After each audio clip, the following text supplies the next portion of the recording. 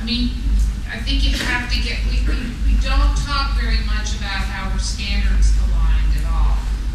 We try to talk about how we are, how we can help raise achievement, how we have research that shows effects, how we've done the heavy lifting on putting this thing together for people. These are the same things that we've been saying now for the past, really since Read 180 started to get off the ground. So I guess we're just going to have to really keep those ideas up. I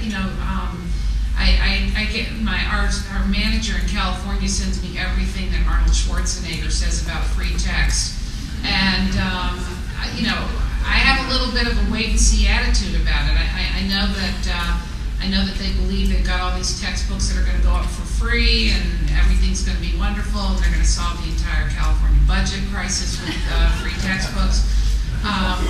But I think that we have to stay on these themes, and it's really it's really helping schools do this job that Larry described, of having to really change what they're doing and deliver a quality education for every single kid. And we haven't faced too many situations where people have said literally, I'm going to use this free thing instead of this paid thing. But I'm hoping that by staying ahead on this message of being an effective partner, that that we can in some ways build an armor around ourselves on that.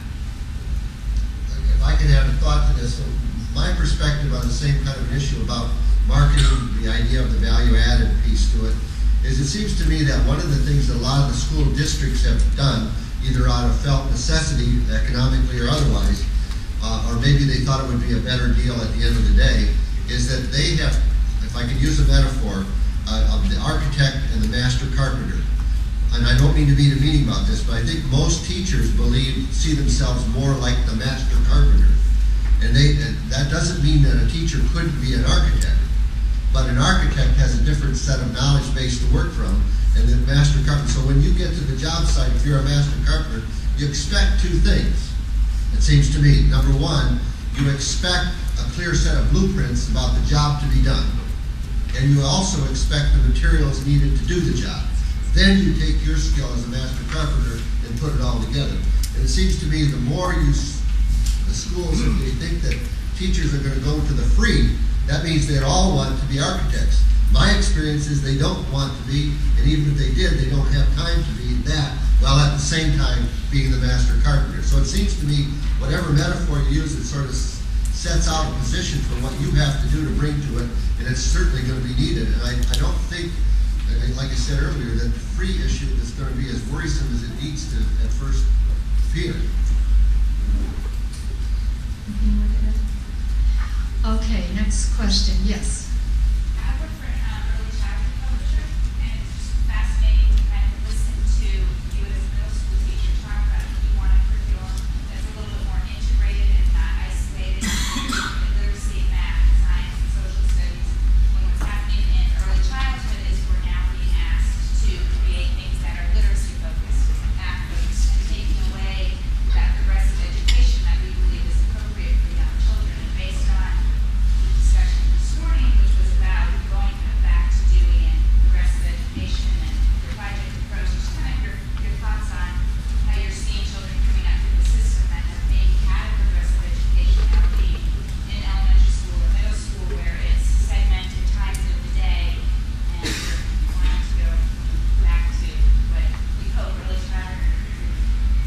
So the question is asking Kim to react to the students who are coming up through the school system today and contrast the progressive with, as I understand it, what Kim was saying, looking for a more integrated cross-curricular, which is what, certainly when I was a preschool and kindergarten, first grade teacher, that's what we did a lot of.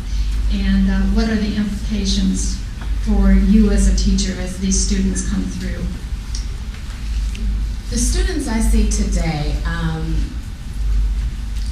first of all, they rarely have science. They rarely have, I teach middle school, so they're like, we've never had a science class before. So, that's definitely an issue. Because everything around us is science. you know?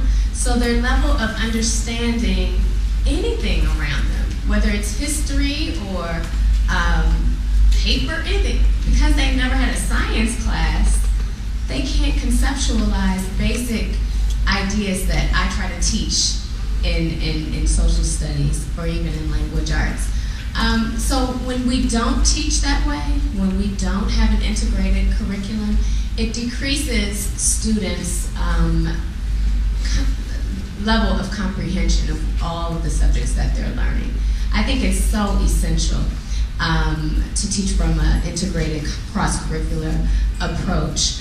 Also, there's studies that show that children of African descent, their logic system over time, a philosophy that has been developed out of survival for thousands of years, was a diunidal philosophy, seeing everything as one. And if you study African traditions and culture, you will see that everything is seen as one.